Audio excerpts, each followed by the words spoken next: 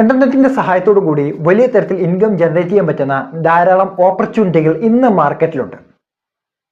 അതേപോലെ തന്നെ ഫ്രോഡ് ആക്ടിവിറ്റിയും ഈ രംഗത്ത് നടക്കുന്നുണ്ട് എന്നത് ഒരു സത്യാവസ്ഥയാണ്. എന്നാൽ ട്രസ്റ്റ് ആയിട്ടുള്ള ധാരാളം മെത്തേഡുകളുണ്ട്. ബ്ലോഗ് എഴുതുക, അതായത് ഏതെങ്കിലും സ്പെസിഫിക് ടോപ്പിക്കുമായി ബന്ധപ്പെട്ട് നമ്മൾ ബ്ലോഗ് എഴുതുന്നു, ഇന്റർനെറ്റിൽ റൈറ്റ് ചെയ്യുന്നു. അതേപോലെ തന്നെ ഒരു ആക്ടിവിറ്റിയാണ് അഫിലിയേറ്റ് മാർക്കറ്റിംഗ്. അതേപോലെ തന്നെ യൂട്യൂബിലും ഫേസ്ബുക്കിലും വീഡിയോ പബ്ലിഷ് ചെയ്യുക. ഇങ്ങനെ പലതരത്തിലുള്ള ആക്ടിവിറ്റികൾ മുഖേന ഫുൾ ടൈം ആക്കി പാസീവ് ഇൻകം ആക്കി നമുക്ക് എടുക്കാൻ പറ്റും. വലിയൊരു തരത്തിൽ ഇൻകം സാധ്യത ഈ രംഗത്തുണ്ട്. എന്നാൽ അതേപോലെ തന്നെ ഏറ്റവും മികച്ച ഒരു സാധ്യതയാണ് ഡ്രോപ്പ് ഷിപ്പിംഗ് എന്ന് പറയുന്നത്. എന്താണ് ഡ്രോപ്പ് ഷിപ്പിംഗ്? ഡ്രോപ്പ് ഷിപ്പിംഗ് വഴി എങ്ങനെയാണ് വരുമാനം ജനറേറ്റ് ചെയ്യുന്നത് എന്നാണ് ഇന്നത്തെ വീഡിയോയിലൂടെ ഞാൻ നിങ്ങൾക്ക് എക്സ്പ്ലെയിൻ ചെയ്തു തരുന്നത്. എൻ്റെ പേര് ആൽബിൻ. ഇതേപോലെ അറിവുകൾ നിങ്ങൾക്ക് വളരെയധികം ഇൻട്രസ്റ്റ് ആണെങ്കിൽ പേജ് ഫോളോ ചെയ്യുന്ന കാര്യം ഒന്ന് പരിഗണിക്കുക. അപ്പോൾ നമുക്ക് നോക്കാം. ഡ്രോപ്പ് ഷിപ്പിംഗ് ചെയ്യുന്ന വ്യക്തിയെ പറയുന്ന പേരാണ് ഡ്രോപ്പ് ഷിപ്പർ എന്ന്. ഡ്രോപ്പ് ഷിപ്പറുടെ ഡ്യൂട്ടി എന്ന് പറയുന്നത് ഒരു ഫിസിക്കൽ പ്രോഡക്റ്റ്, ഈ ഫിസിക്കൽ പ്രോഡക്റ്റിന് ഓർഡർ എടുക്കുക, അത് കസ്റ്റമറുടെ കയ്യിലോട്ട് എത്തിക്കുക എന്നതാണ് ഡ്രോപ്പ് ഷിപ്പറുടെ ഡ്യൂട്ടി. അപ്പോൾ ഇത് എങ്ങനെയാണ് ഓർഡർ എടുക്കുന്നത്, എങ്ങനെയാണ് പ്രൊഡക്റ്റ് സോഴ്സ് ചെയ്യുന്നത്, ഇങ്ങനെയുള്ള ധാരാളം ചോദ്യങ്ങൾ ഉണ്ടാകും. അതേപോലെ തന്നെ എങ്ങനെ വരുമാനം ലഭിക്കുന്നു എന്ന ചോദ്യങ്ങൾ അവിടെ ഉണ്ടാകും. ഒരു എക്സാമ്പിളിന്റെ വിശദമാക്കി തരുമ്പോൾ നിങ്ങൾക്ക് കൃത്യമായി മനസ്സിലാക്കാൻ സാധിക്കും. ഇന്റർനെറ്റിലൂടെ തന്നെ പ്രോബ്ലം സോൾവിംഗ് ആയിട്ടുള്ള അല്ലെങ്കിൽ യൂണിക് ആയിട്ടുള്ള ഒരു പ്രൊഡക്റ്റ് നമ്മൾ ഐഡന്റിഫൈ ചെയ്യുന്നു. ഈ പ്രൊഡക്റ്റ് ഐഡന്റിഫൈ ചെയ്യുമ്പോൾ ഈ പ്രൊഡക്റ്റ് നമ്മൾ സൂക്ഷിക്കുന്നില്ല.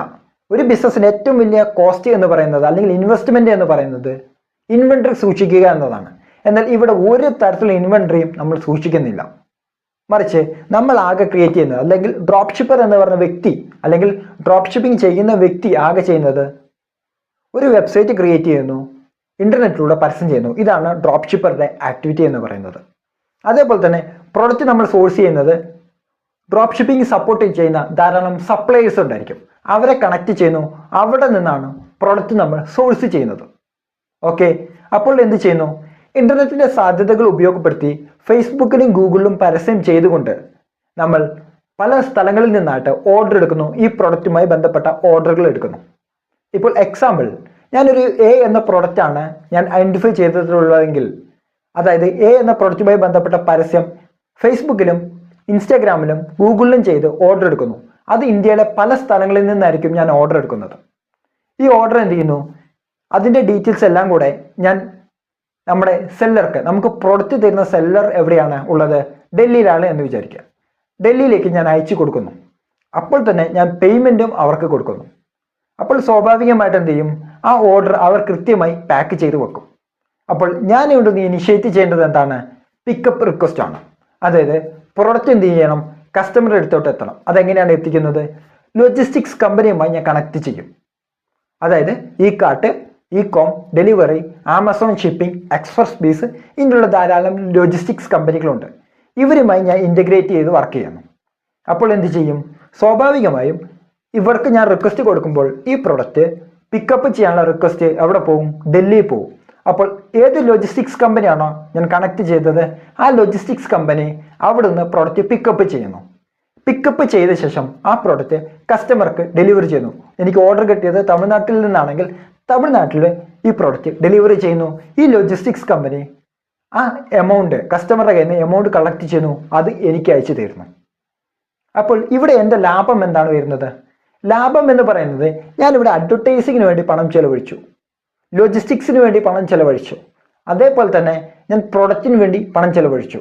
അവിടെ നിന്ന് 10 മുതൽ 10, 15, 20% പ്രോഫിറ്റും ഞാൻ ആഡ് ചെയ്തിട്ടാണ് പ്രോഡക്റ്റിന് പ്രൈസ് ഇട്ടിരിക്കുന്നത്. അപ്പോൾ ഒരു പ്രോഡക്റ്റ് നമ്മൾ ഡെലിവറി ചെയ്ത് കഴിയുമ്പോൾ, അല്ലെങ്കിൽ ഒരു പ്രോഡക്റ്റ് ഡെലിവറി ചെയ്ത് കഴിയുമ്പോൾ അതിൽ നിന്നും എല്ലാ കോസ്റ്റും കൂടി കഴിച്ച് നമുക്ക് 10 മുതൽ ഒരു 20% വരെ ലാഭം കിട്ടുകയാണെങ്കിൽ നമുക്ക് വളരെ ബെനിഫിറ്റ് ആണ്. അത് നമ്മൾ ഒരു ഓർഡറിന്റെ കാര്യമാണ് പറയുന്നത്. എന്നാൽ ഇന്റർനെറ്റിന്റെ സഹായത്തോടു കൂടി നമ്മൾ ഫേസ്ബുക്കിലും ഗൂഗിളിലൊക്കെ പരസ്യം ചെയ്യുമ്പോൾ വലിയ തരത്തിലുള്ള ഓർഡറുകളാണ് നമുക്ക് എടുക്കാൻ സാധിക്കുന്നത്, അതും വളരെ എളുപ്പത്തിൽ.